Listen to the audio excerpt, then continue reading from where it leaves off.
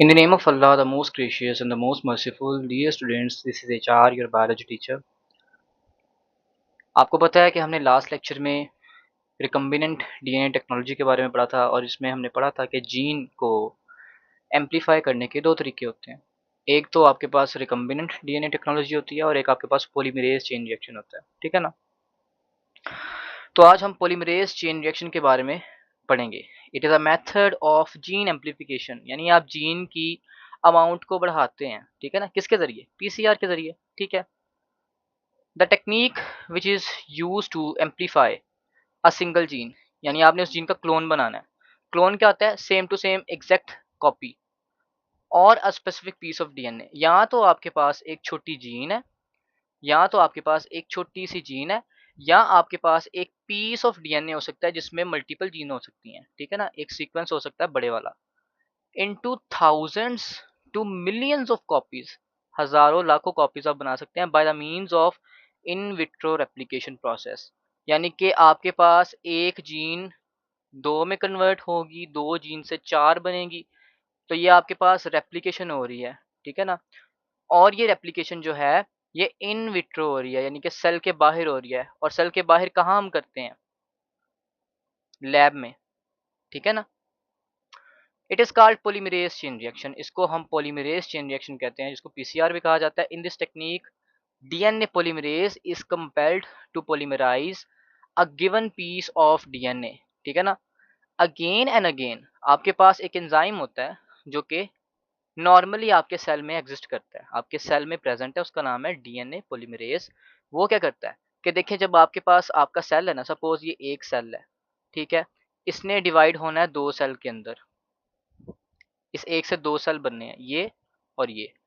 तो इसके अंदर ये डीएनए है, इस डीएनए को भी दो में डिवाइड होना पड़ेगा, यानी डबल होना पड़ेगा, ठीक है ना। दो में डिवाइड होने का मतलब है डबल होना पड़ेगा, ताकि एक सेल को एक डीएनए मिल जाए, ठीक है ना। तो इस हवाले से हम क्या बात करते हैं कि आपके पास ये डीएनए पॉलीमरेज एक नॉर्मल सेल में भी डीएनए को रेप्लिकेट करवाता है, उसकी कॉपीज बनवाता है, ठीक है ना। सेल डिवीजन का एक, आप कह सकते हैं, एसेंशियल स्टेप है ये। इस टेक्निक में हम क्या करते हैं, हम उसी डीएनए पॉलीमरेज को अपने फायदे के लिए इस्तेमाल करते हैं, हम उसको निकालते हैं और हम उसको मजबूर करते हैं कि वो पॉलीमराइज करे, ठीक है ना। वो पॉलीमराइज करे न्यूक्लियोटाइड्स को, ठीक है ना। न्यूक्लियोटाइड्स को जोड़ जोड़ के पीस ऑफ डीएनए बनाए, ठीक है ना, again and again, so that multiple copies are produce, ज्यादा कॉपीज बनती हैं। Thus the technique is known as polymerase chain reaction, ठीक है ना। आपने फिजिक्स में भी पढ़ा होता है कि न्यूक्लियर फिजन रिएक्शन होता है, ठीक है ना। इसी तरह से यहाँ पे भी एक चेन रिएक्शन शुरू होता है कि आपके पास डीएनए पॉलीमरेज एक डीएनए से दो डीएनए बनाएगा, दो से चार बनेंगे, चार से आगे आठ बनेंगे, चलते चलते चेन चलती जाएगी, ठीक है ना। एक प्रोसेस प्रॉपर चलता जाएगा और उसके बदौलत हमें मिलियंस ऑफ कॉपीज मिल सकती हैं डीएनए की। PCR takes place in the presence of enzymes, ये एंजाइम की मौजूदगी में होती है अंडर स्पेसिफिक कंडीशंस। ऐसा नहीं है कि आप पीसीआर को जैसे मर्जी कराएं, कुछ खास कंडीशन उनका ख्याल रखना पड़ता है। Inside a test tube, cell के बाहर ये रिएक्शन होता है, ठीक है, सेल के बाहर होता है, कुछ कंडीशंस चाहिए होती हैं और एंजाइम की मौजूदगी में ये रिएक्शन होता है। This technique takes its name from the DNA polymerase, इस टेक्निक का नाम हमने अभी बताया कि डीएनए पॉलीमरेज से अपना नाम इसने लिया।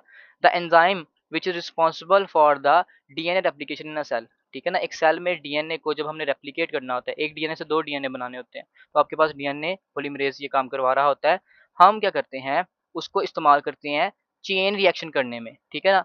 Because DNA polymerase carries out replication repeatedly, बार बार वो रिपीट करेगा, ठीक है ना। उस रिएक्शन को डीएनए बनाता जाएगा, जो भी हमने उसको जीन की कॉपी दी है उसको बनाता जाएगा, until a large number of copies of the required DNA is produced, जब तक कि हमारे पास जितने डीएनए के मॉलिक्यूल्स या जितनी जीन के मॉलिक्यूल्स हमें चाहिए ना हो, तब तक हम अचीव ना कर लें, हम ये रिएक्शन करवाते जाते हैं, ठीक है ना।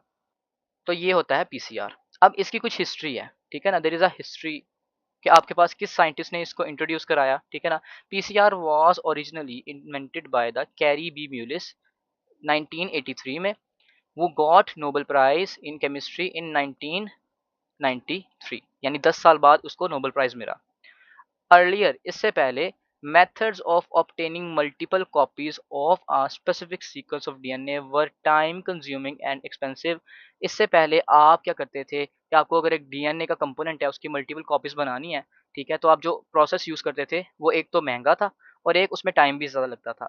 इनके मुकाबले में PCR can create millions of copy. तो याद रखें ये आपके छोटे-छोटे एमसीक्यूज हैं, ठीक है ना? कि ये पीसीआर का डिफरेंस है बाकी मेथड के मुकाबले में, कि ये एक तो बहुत ज़्यादा कॉपीज बना सकता है, ठीक है ना? किसी एक सिंगल जीन की या एक डीएनए पीस की, ठीक है ना? जल्दी बना सकता है, ठीक है ना? और ये लेस एक्सपेंसिव है, ये लेस एक्सपेंसिव है, ठीक है ना? जितनी भी आपके पास लेबोरेटरीज होती है ना, उनमें प्राइमरीली ये पीसीआर मशीन ज़रूर होती है। PCR is very specific. PCR एक बहुत ही स्पेसिफिक रिएक्शन है। अब इसका क्या मतलब है? इसका ये मतलब है कि आप एक डीएनए का 10 लाखवां हिस्सा, एक डीएनए का छोटे से छोटा-सा हिस्सा उसको आप कॉपी कर सकते हो, उसको क्लोन कर सकते हो, ठीक है ना? और आप क्या कर सकते हो? एग्ज़ैक्ट उसकी कॉपी बना सकते हो, वेरी स्पेसिफिकली, ठीक है ना? The targeted DNA can be sequenced, ठीक है? That can be less than 1 part in a million, ठीक है ना? छोटा-सा छोटा हिस्सा भी हो सकता है of the total DNA sample. Even a gene can be cloned. और आपको पता है जीन कितनी ही छोटी होती है, ठीक है ना? चंद एक न्यूक्लियोटाइड से मिलके एक सीक्वेंस बनता है, हम उसको भी क्लोन कर सकते हैं, ठीक है? तो ये बहुत स्पेसिफिक है, बहुत आप कह सकते हैं कि वर्सेटिलिटी हमें प्रोवाइड करता है कि हम मल्टीपल पीस ऑफ डीएनए उनको क्लोन कर सकें। PCR does not replace gene cloning. याद रखें पीसीआर बहुत अच्छा है, लेकिन ये जीन क्लोनिंग को रिप्लेस नहीं कर सकता, which is still used whenever a large quantity of gene or protein product is needed। आपको जीन चाहिए, आपको प्रोटीन चाहिए, आप अपने रिकम्बिनेंट होस्ट के ज़रिए क्या करते हैं, जीन भी हासिल करते हैं और प्रोटीन भी हासिल करते हैं, ठीक है ना? इसमें ना एक शेर याद आता है, लेकिन चूंकि हम बायोलॉजिस्ट हैं तो हम शेर नहीं पढ़ेंगे। हम यहाँ पे बात करते हैं एक साइड बॉक्स की जो बीटीबी से लिया गया। 33 million copies of gene of interest can be obtained after 30 minutes. आधे घंटे के बाद आपको 33 मिलियन कॉपीज मिल सकती हैं, ठीक है ना? ये साथ में उन्होंने पीसीआर मशीन शो की हुई है, ठीक है ना? इसको आप देख लें। अब हम यहाँ पे पढ़ेंगे इसका मैकेनिज्म। हमने क्या पढ़ा अभी तक? हमने इसकी डेफिनेशन पढ़ी, हमने इसकी क्वालिटीज़ पढ़ी, हमने इसकी हिस्ट्री पढ़ी, ठीक है ना? और हमने इसकी लिमिटेशन भी एक पढ़ ली कि it can not replace the gene cloning. अब यहाँ पे हम इसका मैकेनिज्म पढ़ेंगे, एक्चुअली में ये होता कैसे है, ठीक है ना? तो आपको जो चीज़ अभी तक पता चल जानी चाहिए वो ये है कि PCR is based upon in vitro replication process, यानी सेल के बाहर होने वाला एक प्रोसेस है। Typically, a PCR consists of series of 20 to 40 temperature and time change repetitive cycles। इसका क्या मतलब है कि आपके पास 20 से 40, ठीक है ना, 45 तक भी जा सकते हैं, साइकिल्स चलते हैं, ठीक है ना? एक साइकिल में 3 स्टेप होते हैं, ठीक है ना? और हर स्टेप में टेम्परेचर का और टाइम का डिफरेंस आता है। यानी हर स्टेप जो है उसमें टेम्परेचर डिफरेंट चाहिए होगा, हर स्टेप को होने में टाइम भी डिफरेंट लगेगा। जब आपके पास 3 स्टेप हो जाते हैं तो एक साइकिल बनता है। इस तरह के 20 से 40 या 45 साइकिल जो होते हैं ना, उनको हम करवाते हैं अपनी क्लोन करने के लिए जीन, ठीक है ना? ईच पीसीआर एम्प्लीफिकेशन साइकिल, हर पीसीआर साइकिल में 3 बेसिक स्टेप होते हैं। डीनेचुरेशन, जिसको हम कहते हैं unwinding of the double helix DNA. आपके पास सबसे पहले ये डीएनए था, आपने कहीं से निकाला है, आप क्या करते हो इसको अनवाइंड करते हैं, ठीक है ना? आप इसको अनवाइंड कर देते हो। अनवाइंड करने के बाद आप क्या करते हो, इसके साथ कोई प्राइमर लगा देते हो, ठीक है ना? इसके साथ भी दोनों स्ट्रैंड के साथ कोई प्राइमर लगा देते हैं और फिर क्या करते हैं, यहाँ पे पॉलीमराइज़ेशन रिएक्शन करवाते हैं और इसके नतीजे में आपको क्या मिलते हैं, आपको 1 से 2 डीएनए मिल जाते हैं। हम इनको बारी-बारी देखते हैं, आपने परेशान नहीं होना इस बारे में। सेकंड स्टेप क्या है? Primer annealing and the extension, जिसको हम पॉलीमराइज़ेशन भी कहते हैं। It's time duration, temperature and sequence of the step. कौन सा स्टेप किस सीक्वेंस में होगा, किस स्टेप में क्या टेम्परेचर होगा, किस स्टेप ने कितने टाइम में होना है, इसको हम कहाँ पे प्रोग्राम करते हैं? थर्मोसाइक्लर के अंदर। थर्मोसाइक्लर का क्या मतलब होता है? पीसीआर मशीन, ठीक है ना? जिस मशीन को अभी हमने ऊपर देखा पिक्चर में, ठीक है ना? तो ये सारी चीज़ें, ये एक ऑटोमेटिक मशीन होती है। आपने इसको इसके जो भी रिक्वायरमेंट, जो भी रिक्वायर्ड कंपोनेंट्स हैं वो प्रोवाइड कर देने हैं। इसने आपको आगे काम करके डीएनए बना के दे देना है, ठीक है ना? बाकी काम ये कहता है मैं खुद जानूँ, मेरा काम जाने। यहाँ पे देखिए, हम पीसीआर को पढ़ने से पहले उसका एक ओवरव्यू लेंगे ताकि हम बाद में जाके इसको अच्छी तरह समझ सकें। सबसे पहले तो इस पिक्चर को देखें, जो राइट वाली पिक्चर है, आपके पास ये एक डीएनए है।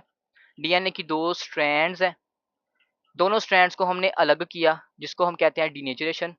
हमने उनके साथ प्राइमर ऐड किए, ठीक है ना? ये येलो वाले प्राइमर, ये वाला प्राइमर, ठीक है ना? इसको मैं ग्रीन से शो करता हूँ, ये वाला, ये वाला। फिर हमने क्या किया, उन प्राइमर के साथ न्यूक्लियोटाइड्स लगा के नई डीएनए स्ट्रैंड बना ली। ये आपके पास 2 डीएनए बन गए। अब हम क्या करेंगे, 2 से 4 डीएनए बनाएँगे, 4 से 8 डीएनए बनाएँगे और आपके पास एक्स्पोनेंशियली एक्स्पोनेंशियली डीएनए की अमाउंट बढ़ेगी।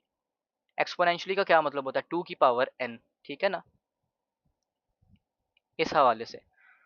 ओके, अब यहाँ पे हम बेसिक स्टेप्स पढ़ लेते हैं, ठीक है, पीसीआर के। इसमें स्टेप नंबर 1 हमने पढ़ा डीनेचरेशन, यानी कि आपके पास ये डीएनए का एक मॉलिक्यूल है, ठीक है ना? इस तरह से हाइड्रोजन बॉन्ड्स हैं। हमने हीट दी, हीट से ये हाइड्रोजन बॉन्ड्स टूट गए, ठीक है ना? और आपके पास दोनों स्ट्रैंड्स अलग हो गई। एक स्ट्रैंड 5 प्राइम से 3 प्राइम की तरफ जा रही है, एक 3 प्राइम से 5 प्राइम की तरफ जा रही है, ठीक है ना? हम क्या करेंगे, अगला स्टेप शुरू हो जाएगा, इसमें थोड़ा-सा टेम्परेचर डाउन कर देंगे। यहाँ पे लिखा है ना cool for 2 minutes and add primers, ठीक है ना? हम अगले स्टेप में क्या करते हैं, थोड़ा-सा टेम्परेचर लेस कर देते हैं, ठीक है ना? थर्मोसाइकिल खुद ही इसको एडजस्ट कर रहा होता है, ठीक है? लिहाजा आपके पास इन स्ट्रैंड्स के साथ प्राइमर लग जाते हैं, ठीक है ना? टेम्परेचर कम करने की क्या वजह है यहाँ पे? अगर टेम्परेचर उतना ही रहता तो आपके पास इस प्राइमर ने भी जब इस स्ट्रैंड के साथ जुड़ना है तो हाइड्रोजन बॉन्ड बना के जुड़ना है ना। इस प्राइमर का जो सीक्वेंस होता है ना वो इस स्ट्रैंड के कम्प्लीमेंट्री होता है, ठीक है ना? लिहाजा हमने अगर प्राइमर को अटैच करवाना है ना स्ट्रैंड के साथ, तो हम जिस टेम्परेचर पे हमने डीनेचरेशन किया है उस टेम्परेचर पे आपका प्राइमर डीएनए की स्ट्रैंड से अटैच नहीं हो पाएगा। आपको थोड़ा टेम्परेचर कम करना पड़ेगा ताकि प्राइमर जो है वो डीएनए की स्ट्रैंड के साथ जुड़ सके, ठीक है ना? और प्राइमर डीएनए की स्ट्रैंड के किस एंड पे आके जुड़ता है? हमेशा याद रखें, यहाँ पे देखिए 3 प्राइम, यहाँ पे देखिए 3 प्राइम, तो जो 3 प्राइम एंड होता है ना डीएनए की स्ट्रैंड का, वहाँ पे आता है प्राइमर और आके जुड़ जाता है, ठीक है ना? ये पिंक में। अब यहाँ पे क्या आएगा, डीएनए पॉलीमरेज़, अगला स्टेप शुरू हो गया। और क्या करेगा, न्यूक्लियोटाइड्स लगा के इस प्राइमर को एक्सटेंड करेगा, ठीक है ना? इस प्राइमर को एक्सटेंड करेगा यानी पॉलीमराइजेशन करेगा, न्यूक्लियोटाइड्स लगाता जाएगा और आपके पास 2 डीएनए की स्ट्रैंड्स बन जाएंगी, ठीक है ना? और ये इनके दरमियान ये हाइड्रोजन बॉन्ड, ये एक साइकिल पूरा हो गया। ये साइकिल रिपीट होता जाता है और आपके पास एम्प्लीफिकेशन ऑफ द जीन होती जाती है, ठीक है ना? Components of the PCR technique, mechanism पढ़ लिया, बेसिक आइडिया ले लिया। कितने कंपोनेंट्स हमें चाहिए? हमें 5 कंपोनेंट्स चाहिए। कौन-कौन से कंपोनेंट चाहिए? Following are the components required for carrying out a PCR reaction. PCR reaction करने के लिए हमें फॉलोइंग कंपोनेंट्स चाहिए। सबसे पहले टेम्पलेट डीएनए, यानी जो डीएनए जिसको आपने एम्प्लीफाई करना है, ठीक है ना? हमें वो डीएनए चाहिए, ठीक है? फिर हमें चाहिए डीऑक्सीराइबोन्यूक्लियोटाइड्स, जिसको डीऑक्सीराइबोन्यूक्लियोसाइड ट्राइफॉस्फेट भी कहते हैं, ठीक है ना? ये बड़ी आपने मुश्किल सी बात कर दी, इसको हम क्या आप कहें? आपको पता है कि आपके पास ये राइबोज शुगर है। राइबोज शुगर के कार्बन नंबर 1 पे क्या लगा होता है? नाइट्रोजनस बेस लगी होती है और कार्बन नंबर 5 पे फॉस्फेट लगा होता है, ठीक है ना? ये एक फॉस्फेट, दूसरा फॉस्फेट, तीसरा फॉस्फेट। अब याद रखें, अगर आपके पास सिर्फ शुगर हो और बेस हो, सिर्फ ये शुगर हो और बेस हो, ये शुगर कौन सी हो सकती है? ये राइबोज भी हो सकती है, ये डिऑक्सी राइबोज भी हो सकती है। डीएनए के केस में ये कौन सी होगी? डिऑक्सी राइबोज, यानी कि इसके कार्बन नंबर 2 पे ओएच की बजाय सिर्फ और सिर्फ एच होगा, ठीक है ना? ऑक्सीजन नहीं होगा, ओएच की बजाय एच होगा, यानी ये ऑक्सीजन नहीं होगा, इसीलिए इसको कहते हैं डीऑक्सी राइबोज, ठीक है ना? अब ये जो हिस्सा है इसको याद रखे कहते हैं न्यूक्लियोसाइड, जिसमें शुगर और नाइट्रोजनस बेस आती है। डीएनए के केस में नाइट्रोजनस बेस कौन सी हो सकती है? Thiamine, adenine, guanine, cytosine. Uracil thiamine को रिप्लेस कर देती है in case of the RNA. अगर हम यहाँ पे बात करते हैं इतने हिस्से की, एक फॉस्फेट भी ऐड कर दिया तो ये बन जाएगा न्यूक्लियोसाइड मोनोफॉस्फेट। न्यूक्लियोसाइड मोनोफॉस्फेट, जिसको हम न्यूक्लियोटाइड भी कह सकते हैं, जिसको हम न्यूक्लियोटाइड भी कह सकते हैं। कैसा न्यूक्लियोटाइड? कैसा न्यूक्लियोटाइड जिसके पास एक फॉस्फेट है, ठीक है? तो ये एक ऐसा न्यूक्लियोटाइड है जिसके पास शुगर है, बेस है, फॉस्फेट है। मिनिमम रिक्वायरमेंट ये होती है न्यूक्लियोटाइड बनने के लिए, ठीक है। न्यूक्लियोसाइड बनने के लिए मिनिमम रिक्वायरमेंट बेस और शुगर है। अब यहाँ पे अगर हम बात करें न्यूक्लियोसाइड, एक और फॉस्फेट अगर यहाँ पे हम लगा देते हैं तो आपके पास ये चीज क्या बन जाएगी, इसी को हम कहेंगे न्यूक्लियोसाइड डाइफॉस्फेट। और न्यूक्लियोसाइड डाइफॉस्फेट एक न्यूक्लियोटाइड होता है, ठीक है ना। ये एक न्यूक्लियोटाइड है, कौन सा, 2 फॉस्फेट वाला। और अगर हम क्या कर देते हैं, हम तीनों फॉस्फेट यहाँ पे कंसिडर कर लेते हैं तो ये हो जाएगा न्यूक्लियोसाइड ट्राइफॉस्फेट। इसको हम कहते हैं कि ये भी एक न्यूक्लियोटाइड है। तो न्यूक्लियोटाइड की 3 आपके पास यहाँ किसमें आ गई, ऐसा न्यूक्लियोटाइड हो सकता है जिसमें फॉस्फेट 1 हो, 2 हो या 3 हो, ठीक है ना। और आपके पास इनको हम किस तरह से नाम दे सकते हैं, या तो हम इस चीज़ को न्यूक्लियोटाइड भी कह सकते हैं या हम इसको न्यूक्लियोसाइड फॉस्फेट के नाम से भी जानते हैं, ठीक है ना। वो फॉस्फेट मोनो हो सकता है, डाई हो सकता है, ट्राई हो सकता है, ठीक है। इतनी सी चीज़ आपको समझ आ गई। फिर आपको प्राइमर चाहिए, ठीक है। याद रखें जो आपके पास डीएनए पॉलीमरेज होता है ना, डीएनए पॉलीमरेज, ये प्राइमर के बगैर न्यूक्लियोटाइड्स ऐड नहीं कर सकता, ठीक है ना। आपने सपोज क्या किया है, ये 2 स्ट्रैंड्स हैं, ठीक है। ये इसका 5 प्राइम, ये 3 प्राइम, ये आपके पास 3 प्राइम, ये 5 प्राइम। अगर आप यहाँ पे न्यूक्लियोटाइड्स दे देते हैं डीएनए पॉलीमरेज को और कहते हैं कि भाई मुझे एक स्ट्रैंड बना के दो, वो नहीं बना पाएगा। उसको स्ट्रैंड बनाने के लिए, स्ट्रैंड की प्रोडक्शन के लिए बेसिकली प्राइमर चाहिए होता है, जो कि यहाँ पे स्ट्रैंड के 3 प्राइम एंड पे लगता है। इस प्राइमर के लगने के बाद अब डीएनए पॉलीमरेज यहाँ से शुरू होगा और इस तरफ जाएगा, यहाँ से शुरू होगा और इस तरफ जाएगा, ठीक है ना। तो इसका मतलब ये हुआ कि DNA polymerase can not initiate polymerisation. ये इनिशिएट नहीं कर सकता, ये सिर्फ कंटिन्यू कर सकता है, ठीक है, न्यूक्लियोटाइड एडिशन को, ठीक है। इनिशिएट खुद से नहीं कर सकता जब तक कि प्राइमर ना इसके पास हो। प्राइमर लगाएं तो फिर ये जो है ना आप कह सकते हैं कि वहां से शुरू करेगा। फिर आपके पास एंजाइम टैक पॉलीमरेज, ठीक है। टैक पॉलीमरेज एक एंजाइम है, ये बेसिकली एक डीएनए पॉलीमरेज है, ठीक है। इसका नाम टैक क्यों है हम आगे पढ़ लेते हैं। और फिर आपको एक पीसीआर मशीन चाहिए। तो आपको 5 चीज़ें चाहिए। एक तो आपको वो डीएनए चाहिए जिसको आपने एम्पलीफाई करना है, ठीक है, जिसकी कॉपीज बनानी है। फिर आपको नए न्यूक्लियोटाइड्स चाहिए, ठीक है ना, जिनको जोड़ जोड़ के आप नई स्ट्रैंड्स बनाते हो। प्राइमर चाहिए, एंजाइम चाहिए और आपको मशीन चाहिए जिसमें आप ये सारी चीज़ें ऐड कर देते हो। लिहाजा हम बारी बारी इन सबको एक दफ़ा पढ़ते हैं, ठीक है ना। कि आपके पास सबसे पहले टेम्पलेट डीएनए आता है। It is a target DNA, it is a specific piece of DNA to be cloned और एम्पलीफाई। जिस डीएनए को आपने क्लोन करना है, जिसकी कॉपीज बनानी है, उसको हम टारगेट या टेम्पलेट डीएनए कहते हैं। It may be a useful gene, ये एक यूजफुल जीन हो सकती है, ठीक है ना, जो कि डीएनए पे पाई जाती है। ये एक पीस ऑफ डीएनए हो सकता है किसी पैथोजन का, ठीक है, किसी डिजीज कॉजिंग ऑर्गेनिज्म के डीएनए का पीस हो सकता है, या किसी इंसान के, ह्यूमन के डीएनए की कोई इंपॉर्टेंट जीन हो सकती है, या आपके पास पीस ऑफ डीएनए हो सकता है to be use for fingerprinting, ठीक है ना। या फिर आपके पास कोई सिंपल एक डीएनए सैंपल हो सकता है, ठीक है, जिसको आपने जिसकी प्रिंट बनानी है, ठीक है ना। इसको भी हम पढ़ते हैं, ये फोरेंसिक मेडिसिन के अंदर यूज होती है डीएनए फिंगरप्रिंटिंग, ठीक है। ये बात का टॉपिक है।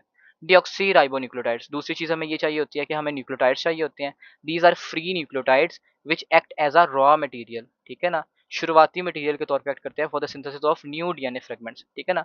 आपके पास जो नए फ्रेगमेंट्स बनने हैं वो कैसे बनने हैं, आपके पास एक डीएनए है, वो क्या है, वो न्यूक्लियोटाइड्स का पॉलीमर है। न्यूक्लियोटाइड्स को जोड़ते जाएं जोड़ते जाएं जोड़ते जाएं तो आपके पास एक लंबी चेन बनती है, पॉलीन्यूक्लियोटाइड चेन। वही क्या होती है, उसी को तो हम कहते हैं कि आपके पास 2 स्ट्रैंड अगर इस तरह की बना दें और उनको जोड़ दें, ठीक है ना, तो वो आपके पास डीएनए बन जाएगा। कुछ कंडीशंस के साथ कि उसमें डीऑक्सीराइबोस शुगर हो, उसमें 4 तरह की बेसिस हो यूरासिल को निकाल के, ठीक है ना। तो आपके पास ये कौन से न्यूक्लियोटाइड्स हो सकते हैं, deoxy adenosine triphosphate, deoxy guanosine triphosphate, deoxycytidine triphosphate, deoxythymidine triphosphate, ठीक है। ये 4 तरह के न्यूक्लियोटाइड्स आपके पास होने चाहिए। इनको हम कह सकते हैं कि ये डीऑक्सीराइबोन्यूक्लियोसाइड ट्राइफॉस्फेट्स हैं, ठीक है। देन हम बात करते हैं प्राइमर की। हमें एक प्राइमर भी चाहिए होगा। DNA polymerase is unable to initiate polymerisation, खुद शुरू नहीं कर सकता अनलेस के प्राइमर अटैच ना हो टारगेट डीएनए के साथ, ठीक है। फ्रेगमेंट इट ओनली कंटिन्यूज और एक्सटेंड द प्रोसेस, ठीक है ना, यानी कि ये सिर्फ और सिर्फ उसको आगे बढ़ा सकता है, खुद ये शुरू नहीं कर सकता।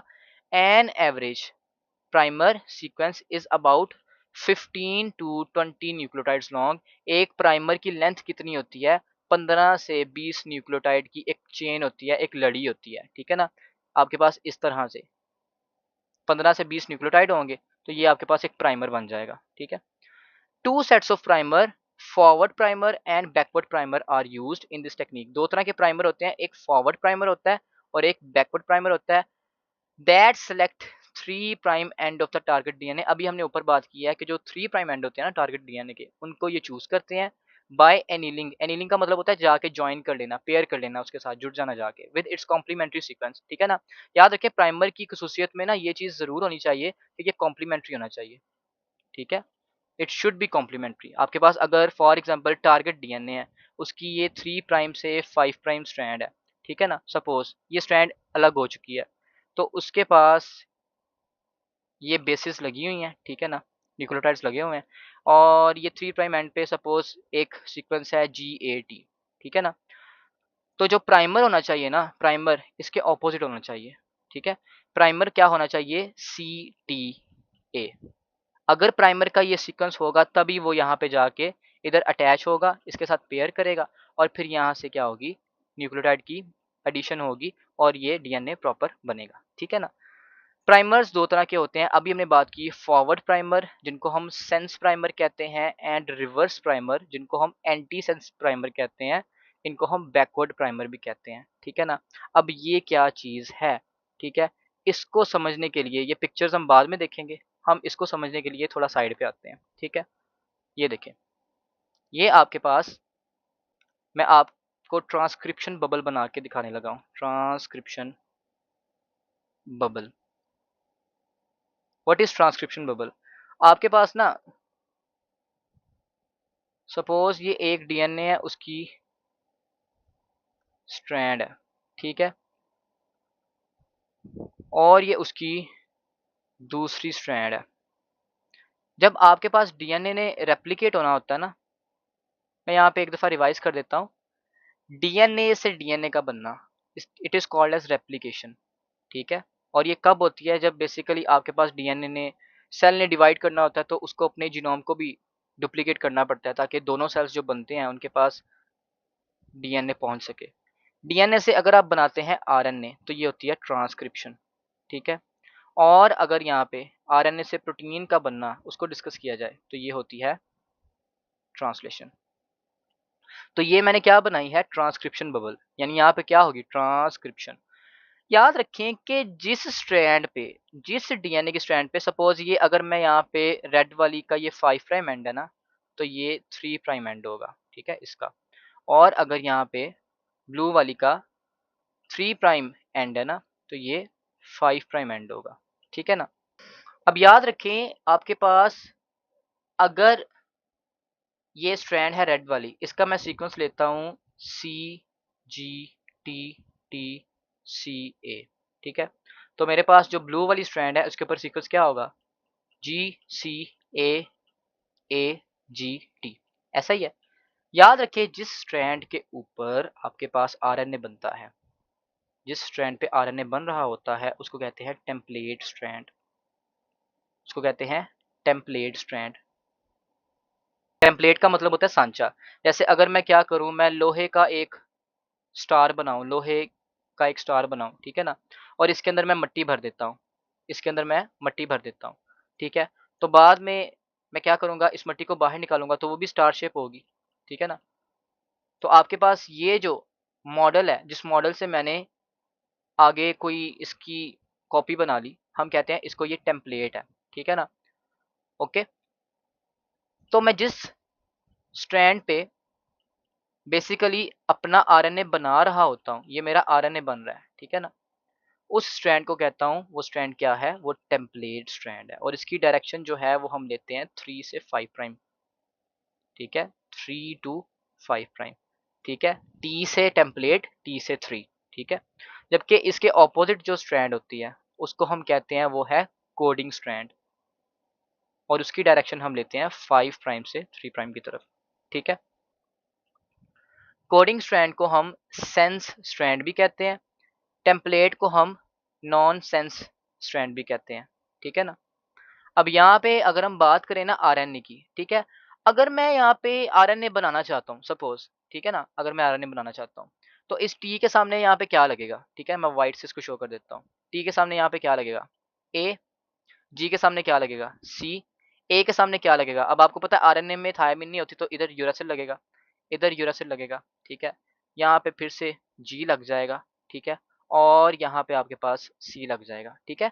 तभी तो आरएनए यहाँ पे बन पाएगा ना, अगर इसका स्ट्रक्चर कॉम्प्लीमेंट्री होगा टेम्पलेट स्ट्रैंड के, ठीक है? तो अगर मैं यहाँ पे देखूँ आरएनए और कोडिंग स्ट्रैंड इनके सीक्वेंसेस को, तो क्या ये मुझे सेम सेम नहीं लग रहे? ठीक है? यूरासिल थायामीन वाली बात को छोड़ के, ठीक है? उसको हम अभी थोड़ी देर के लिए इग्नोर करते हैं। तो क्या ये आपस में आइडेंटिकल स्ट्रक्चर्स नहीं है? ठीक है? सेम है ना? तो बेसिकली आपके पास जो आरएनए पे कोड होता है, आरएनए पे जो आपके पास कोड होता है, वो किस स्ट्रैंड का होता है? वो कोडिंग स्ट्रैंड का होता है, ठीक है ना? लेकिन आरएनए बन किस स्ट्रैंड पे रहा होता है? टेम्पलेट स्ट्रैंड पे, ठीक है ना? और चूँकि टेम्पलेट स्ट्रैंड जो होती है, वो कोडिंग स्ट्रैंड के कॉम्प्लीमेंट्री होती है, ठीक है?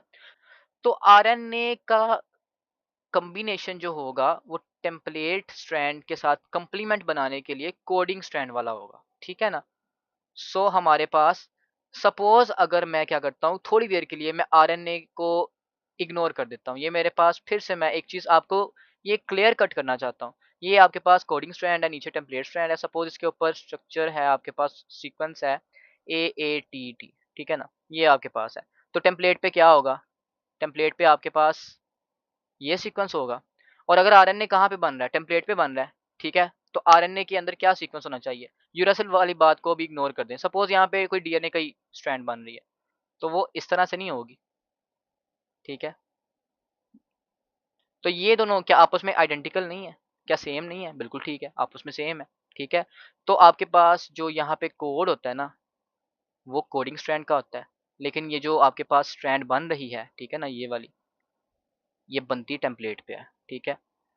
अब आपको यहाँ पे समझ आएगी एक्चुअली में कि फॉरवर्ड प्राइमर क्या होता है, रिवर्स प्राइमर क्या होता है। अगर आप यहाँ पे एक चीज़ देख लें, जो प्राइमर जो प्राइमर आपके पास टेम्पलेट स्ट्रैंड से बाइंड करेगा, ठीक है? जो प्राइमर आपके पास टेम्पलेट स्ट्रैंड से बाइंड करेगा, इसको कहते हैं ये फॉरवर्ड प्राइमर है, ठीक है? इसको हम सेंस प्राइमर भी कहते हैं, ठीक है? इसको हम सेंस प्राइमर भी कहते हैं। जो प्राइमर आपके पास कोडिंग स्ट्रैंड से बाइंड करता है, ठीक है ना? उसको हम कहते हैं वो रिवर्स प्राइमर है, ठीक है? अब यहाँ पे देखें,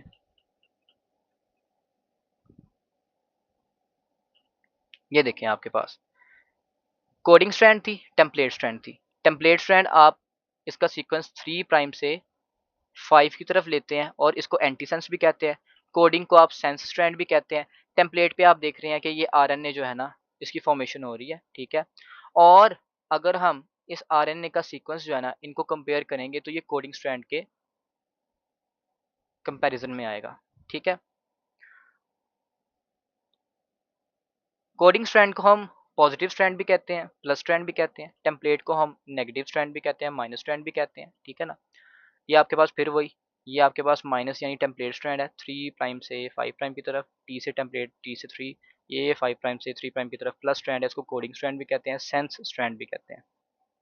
तो आपके पास जो प्राइमर बाइंड किया है इस टेम्पलेट स्ट्रैंड के साथ वो है फॉरवर्ड प्राइमर, और जो आपके पास बाइंड किया है इस कोडिंग स्ट्रैंड के साथ वो होता है रिवर्स प्राइमर। बाइंड कहाँ पे करेंगे?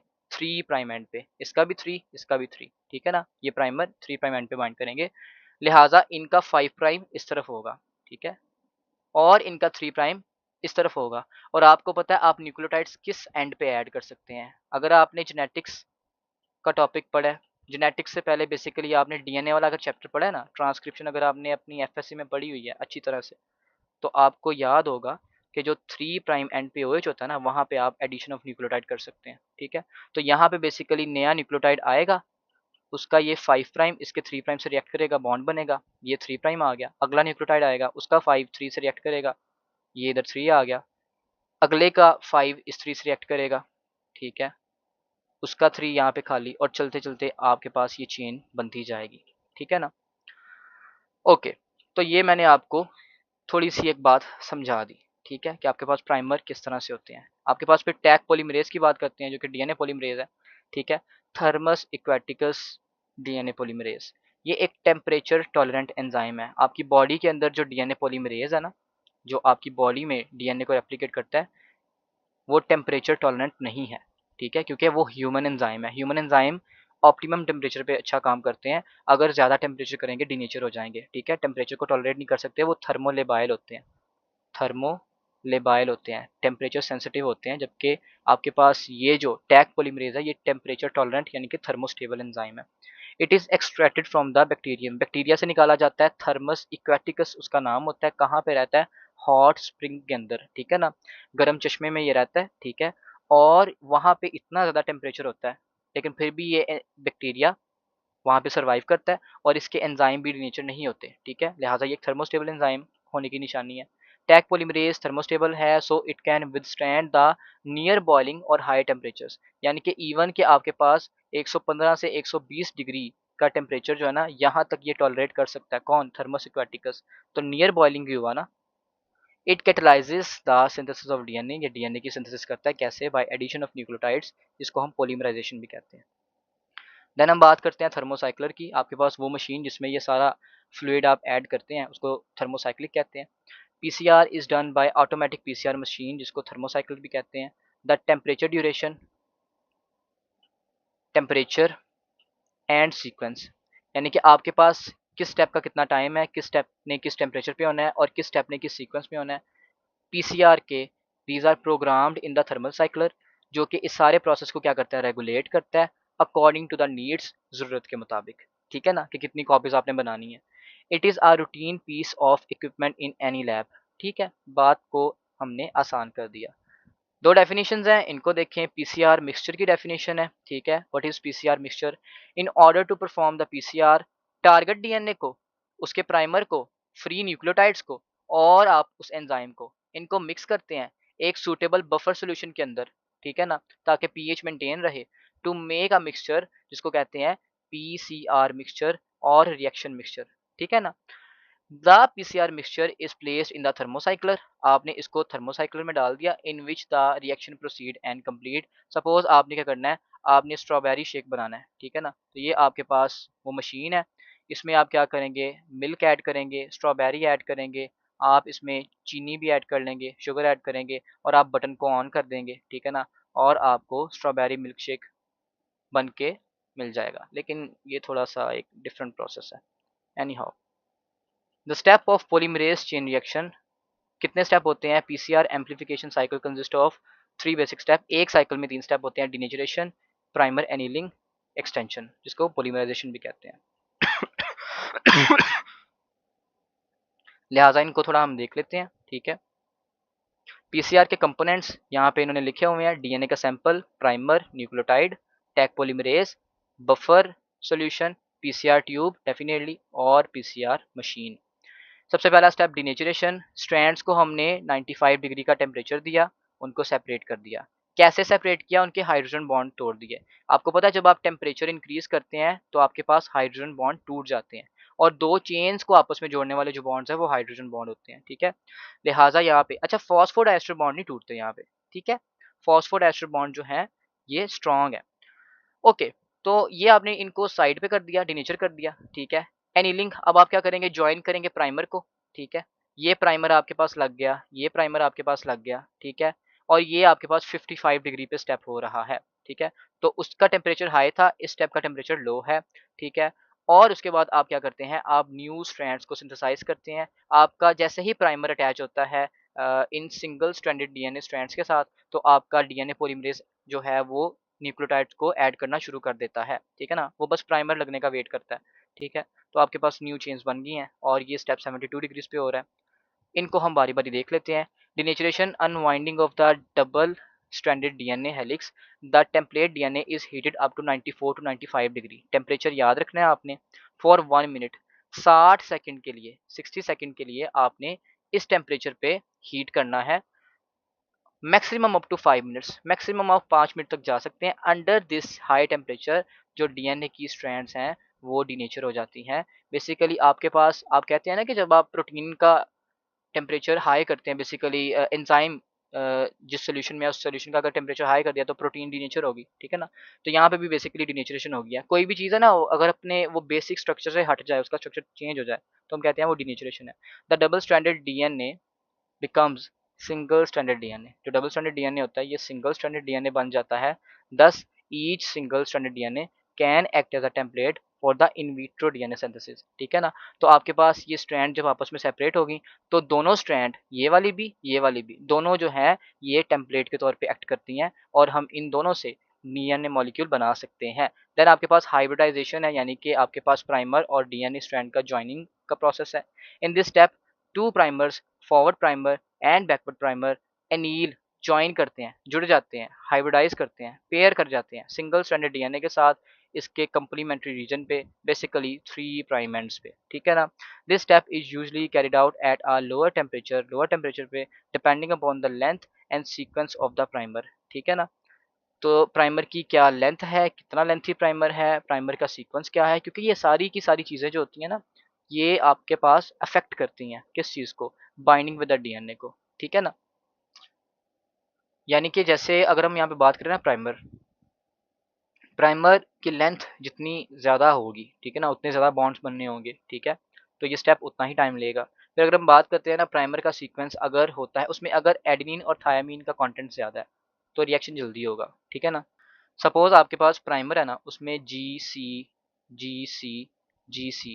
ये वाला सीक्वेंस है, तो आपको पता है कि डीएनए पे आपके पास उधर भी जी वगैरह होंगे, ठीक है ना। तो आपके पास तीन तीन बॉन्ड्स बनेंगे, ठीक है, जो कि डिले कर सकता है बाइंडिंग को।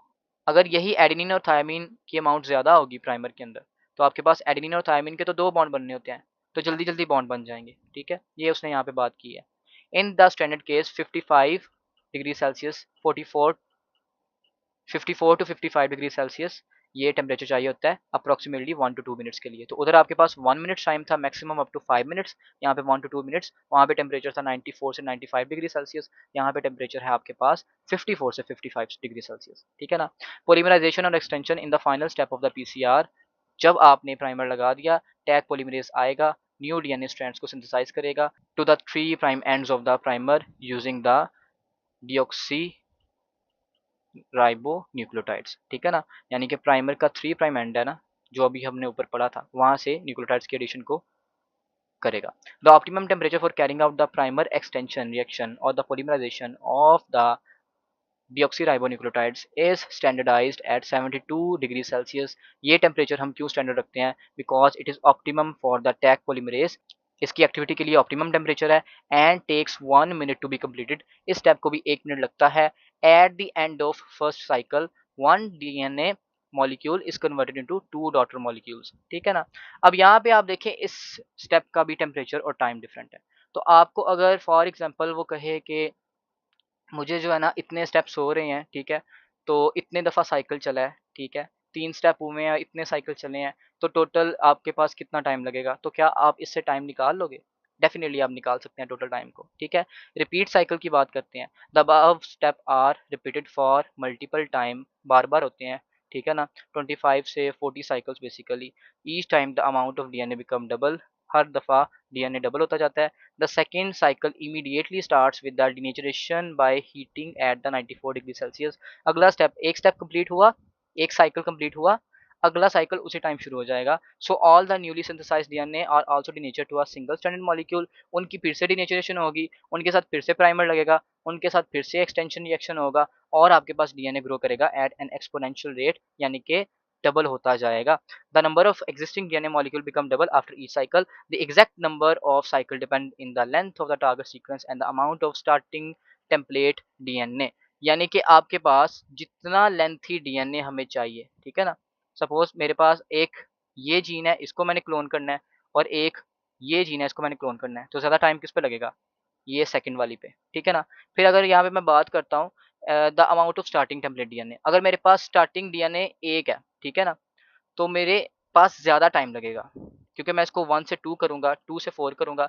यही अगर मैं क्या करता हूँ स्टार्टिंग 6 से करता हूँ, 6 मॉलिक्यूल्स डाल देता हूँ, तो आपके पास ये 6 मॉलिक्यूल डबल-डबल होते जाएँगे, 12 बनेंगे, ठीक है ना? और उससे आपके पास 24 बनेंगे, तो आपको ज़्यादा अमाउंट मिलेगी जल्दी, ठीक है? तो ये भी चीज़ डिपेंड करती है। Application of the PCR reaction अब ये सारी बातें हमने पढ़ी हैं, इतना हमने अपना सर खपाया है, ये सारा हमने किया क्यों है? क्योंकि इसकी हमारी लाइफ में थोड़ी-सी सिग्निफिकेंस है, ठीक है ना? क्या आप कर सकते हो पीसीआर की मदद से? PCR can be used as an excellent technique for the rapid detection of the pathogen, ठीक है ना? आप क्या करोगे, एक इंसान है उसको पैथोजन ने इन्फेक्ट किया है, आप उस पैथोजन को पकड़ेंगे, आप उसका डीएनए निकालेंगे, आप उसको डीएनए को क्लोन करेंगे, ठीक है ना? और उसको डिटेक्ट करेंगे कि क्या ये डीएनए उसी पैथोजन का है। तो अगर तो आपका डीएनए मैच कर जाता है, ठीक है ना? तो आपके पास क्या होगा, पैथोजन यानी डिजीज़ जो है वो आइडेंटिफ़ाई होगी, ठीक है ना? To diagnose the viral infections, ठीक है ना? हमने अभी कोविड को देखा था कि कोविड आया था और कोविड की हमने वैक्सीन्स भी बनाई थी। तो बेसिकली उसके आरएनए को हमने स्टडी किया। तो ये सारा जो हम जीनोम स्टडी करते हैं, ये कैसे करते हैं? इससे हम पीसीआर के ज़रिए मल्टीपल कॉपीज़ बनाते हैं, ठीक है ना? To diagnose the genetic disorder and mutation, ठीक है ना? आप डीएनए की कॉपीज बना के उसकी स्टडी करते हैं, जिससे आपको पता चल जाता है कि डीएनए की कौन सी जीन खराब है, ठीक है ना? Early detection of the genetic diseases is even possible at embryonic conditions और even in the sexual cell sperm and egg, ठीक है ना? कि आपके पास, जैसे आपने पढ़ा होगा, मायोसिस के अंदर क्रोमोसोमल नॉन डिसजंक्शन हो अगर, ठीक है ना? तो आपके पास सिंड्रोम पैदा हो जाते हैं, ठीक है? सेल साइकिल वाले टॉपिक में। तो आपके पास इस लेवल पे, गैमीट के लेवल पे, ठीक है, या ज़ाइगोट जो आपके पास बनता है, एम्ब्रियो बेसिकली, इनके लेवल पे भी आप म्यूटेशन को, डिजीज़ को रिकॉग्नाइज़ कर सकते हैं, ठीक है? कैंसर को डायग्नोज़ कर सकते हैं पीसीआर की मदद से। To identify the criminals in the forensic laboratory on the basis of the DNA sample recovered from the crime scene, ठीक है? आप क्या करेंगे, आपके पास एक डीएनए है, वो क्राइम सीन से आपने पिकअप किया है, ठीक है ना? The DNA of the suspect and the DNA sample recovered from the crime scene are analyzed by PCR technique with the help of set of identical random primers or specific primer। आप क्या करते हैं, suspect जिस पे आपको शक होता है उसका डीएनए लेते हैं, ठीक है ना? सैंपल के जरिए, ब्लड सैंपल के जरिए सपोज, या किसी और सैंपल के जरिए, ठीक है? आप क्या करते हैं, आप इनको मैच करते हैं, ठीक है? आप डिफरेंट प्राइमर यूज करते हैं, ठीक है ना? इन सारी चीजों की बेसिस पे आप क्या करते हैं, आप क्रिमिनल का पता लगा सकते हैं, ठीक है? नेक्स्ट हमारे पास क्या है, to determine the evolutionary history of the human population. इंसानों की एवोल्यूशनरी हिस्ट्री को हम इसके ज़रिए पढ़ सकते हैं। It has been possible to sequence DNA taken from a 76,000, इतने हज़ार साल पहले हमें एक मम्मी से उसका ब्रेन मिला, उसके ब्रेन का हमने डीएनए उसको पढ़ा, ठीक है? From a 17 to 20 years old plant fossil following PCR, यानी आपके पास 76,000 ईयर्स ओल्ड मम्मी के ब्रेन को, वहां से आपने डीएनए सीक्वेंस निकाला और उसको रीड किया, ठीक है ना? उसको एम्पलीफाई करते हैं, रीड करते हैं, ठीक है? एंड 17 से 20 ईयर्स ओल्ड प्लांट फॉसिल जो है, वहां से मिलने वाला डीएनए सीक्वेंस आपने उसको क्लोन किया पीसीआर के जरिए, फिर उसको रीड किया। तो ये आपके पास कैसे पॉसिबल है, पीसीआर से पॉसिबल है। सपोज आपके पास एक ही मौका हो, एक ही दफ़ा आपको एक डीएनए दिया जाए और आपके पास एक ही मौका हो इसको स्टडी करने का। लेकिन पीसीआर की मदद से आप क्या कर सकते हैं? आप इस डीएनए से 10 डीएनए बना सकते हैं। तो आप इसको प्रॉपर्ली स्टडी कर सकते हैं, ठीक है ना? सब डीएनएज़ को। देन नेक्स्ट है detection of micro organism in the food sample, ठीक है ना? जिस तरह हम बॉडी में माइक्रो ऑर्गेनिज्म को डिटेक्ट करते हैं ना, इसी तरह से फूड सैंपल, वाटर के अंदर, एनवायरनमेंट के अंदर, ठीक है ना? हम इन माइक्रो ऑर्गेनिजम्स को डिटेक्ट करते हैं, ठीक है ना? सपोज मेरे पास एक माइक्रो ऑर्गेनिज्म है फूड के अंदर, ठीक है ना? मेरे पास इसका प्राइमर है लैब में, ठीक है ना? मैंने रिसर्च करके इसका प्राइमर बनाया हुआ है, या मुझे किसी खाने में मिलता है, ठीक है? मैं इस पैथोजन को वहाँ से निकालता हूँ और मैं उसी सोल्यूशन में क्या करता हूँ, प्राइमर भी डालता हूँ, और इस पैथोजन का डीएनए भी उसी सॉल्यूशन में पड़ा हुआ है, ठीक है? अगर फॉर एग्जांपल मैंने क्या किया, मैंने प्राइमर को इसमें ऐड किया और वो प्राइमर जाके बाइंड कर गया इस पैथोजन के डीएनए से, इसका मतलब है ये पैथोजन वही है जिसका ये प्राइमर है जो मैंने बनाया था, और ये मैंने किस पैथोजन का प्राइमर बनाया था वो मुझे पता है, ठीक है ना? तो मुझे पता चल जाएगा डिजीज कौन सी है। For the genomic analysis, DNA fingerprinting and produce substance for DNA sequencing, इनके लिए भी हम पीसीआर यूज करते हैं। तो ये आपके पास सारा डेटा यहाँ पे लिखा हुआ है, ठीक है? वही चीज़ें हैं, बार-बार इसको रीड कर लें, मेडिकल डायग्नोसिस के लिए, फोरेंसिक एनालिसिस के लिए, एनवायरमेंटल मॉनिटरिंग के लिए, जेनेटिक रिसर्च के लिए, पैटर्निटी टेस्ट के लिए, ठीक है ना? आप क्या कर सकते हैं, पीसीआर को यूज़ कर सकते हैं। पैटर्निटी टेस्ट जो है वो हमने अभी नहीं पढ़ा, हम यहाँ पे पढ़ लेते हैं। It compares the DNA samples from a child and a potential father to establish paternity with high accuracy Its high sensitivity, specificity and versatility make it powerful tool for the DNA analysis and diagnostic। ठीक है ना, यानी कि आप क्या करते हैं, आप उन दोनों के सैंपल्स को, यानी बच्चे का सैंपल और उसके फादर का सैंपल, ठीक है ना, यानी कि उनके डीएनए को आप उनको कंपेयर करते हैं, ठीक है ना, और आपके पास इस कंपैरिजन से पता चल जाता है कि बच्चा जो है वो किस पेरेंट का है, ठीक है ना। क्योंकि आपको पता है कि हमने अपना जीनोम अपने पेरेंट्स से ही इनहेरिट किया होता है, ठीक है ना, तो हमने अपनी मदर और अपने फादर से अपना जीनोम उसको इनहेरिट किया होता है, तो उनके साथ हमारे जीनोम के सीक्वेंसेस मैच होते हैं, मिलते हैं, ठीक है। इन दी एंड आपने कितना पढ़ा है, कितना सीखा है, उसको हम एक दफ़ा देख लेते हैं। कुछ क्वेश्चंस हैं यहाँ पे जो आपकी बुक से ही लिए गए हैं। पहला क्वेश्चन है, why heat is used in PCR technique to denature the target DNA instead of using DNA helicase and DNA gyrase enzyme, ठीक है ना। सपोज मेरे पास यहाँ पे एक ये जार है, इसके अंदर 100 डीएनए सैंपल्स हैं, ठीक है ना, ये आपके पास एक डीएनए उसमें से। अब हमने क्या किया, हमने यहाँ पे हीट दे के ही इसको डीनेचर क्यों किया, यानी इसकी स्ट्रैंड्स को अलग क्यों किया, हमने एंजाइम क्यों नहीं यूज़ किया, हमने डीएनए हेलिकेज यूज़ क्यों नहीं किया, हमने डीएनए जाइरेज यूज़ क्यों नहीं किया, ठीक है ना। हेलिकेज क्या करता है बेसिकली, ये आपके पास अगर हम बनाए ना डीएनए, तो इसके हाइड्रोजन बॉन्ड्स को कट करेगा, दोनों स्ट्रैंड्स को सेपरेट कर देगा, तो ये भी तो हम यूज़ कर सकते थे ना। जाइरेज क्या करता है, आपने पढ़ा होगा कि डीएनए जो है ना वो सुपर कॉइलिंग की फॉर्म में होता है, ठीक है ना, वो कॉइल्ड होता है, हैवीली कॉइल्ड होता है, ठीक है, न्यूक्लियोसोम्स बनते हैं, क्रोमैटिन मटेरियल कंडेंसेशन होती है, ठीक है। आपके पास जाइरेज जो है ना इंटरफेयर करता है इस कॉइलिंग के साथ, ठीक है, इंटरफेयर करता है इस कॉइलिंग के साथ, और हम क्या करते हैं वहां से भी इस डीएनए की स्ट्रैंड्स को सेपरेट कर सकते हैं, ठीक है। अब याद रखिए कि आपके पास ना, हम ये एंजाइम क्यों नहीं यूज करते, सबसे पहले ये है कि एंजाइम्स आर कॉस्टली, एंजाइम्स महंगे होते हैं। कैसे, हम एंजाइम्स को, हमें स्पीशीज से निकालना पड़ेगा, कोई बैक्टीरिया ढूंढना पड़ेगा या कोई सेल ढूंढना पड़ेगा, वहां से हम निकालेंगे, ठीक है ना। दूसरी तरफ हीट देने में हमने क्या किया, हमने बस चूल्हा जलाया और हमने हीट दे दी, ठीक है। फिर हम क्या करेंगे, अगर यहाँ पे 100 सैंपल्स हैं, ठीक है ना, तो पहले अगर हमने एक एंजाइम डाला है, ठीक है, वो एक एंजाइम एक सैंपल पे एक्ट करेगा, फिर दूसरे पे करेगा, फिर तीसरे पे करेगा, चौथे पे करेगा, चलते चलते 100 पे करेगा, ठीक है ना।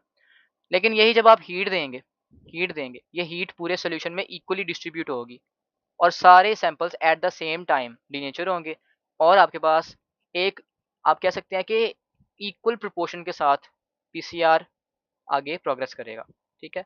तो ये आपने यहाँ पे इसकी बात कर दी, ये आपके पास कुछ फैक्टर्स होते हैं। देन हम बात करते हैं why human DNA polymerase can not be used in the PCR technique. मैंने अभी ऊपर बताया था कि ह्यूमन का जो डीएनए पॉलीमरेज है इट इज थर्मोलेबाइल, ठीक है ना। आपने जितनी हीट दी है, ठीक है ना, 94 डिग्री सेल्सियस, आप खुद ही देखें, ह्यूमन डीएनए पॉलीमरेज सर्वाइव करेगा इस टेम्परेचर पे, बिल्कुल भी नहीं करेगा, लिहाजा हम टैग पॉलीमरेज यूज करते हैं, ठीक है।